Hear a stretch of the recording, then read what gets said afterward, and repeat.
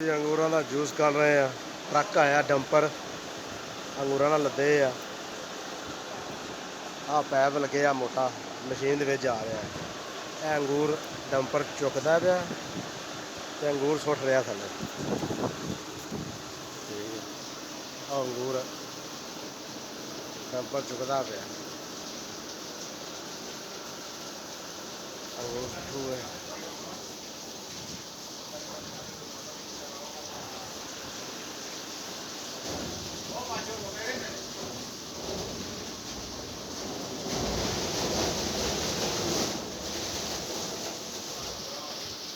ਦੇ ਦਿਓ ਅੰਗੂਰ ਡਿੱਗ ਰਿਹਾ ਜੀ। ਡੰਪਰ ਫੁੱਲ ਹੋਏ ਆ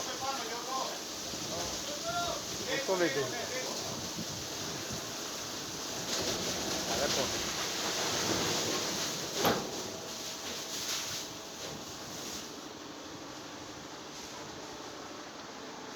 ਇਹ ਜਗ੍ਹਾ ਤੇ ਕੱਢ ਰਹੇ ਆ। ਠੀਕ ਹੈ, ਇਹ ਕੁੱਤਾ ਰੱਖਿਆ ਆ ਆਪਣੇ।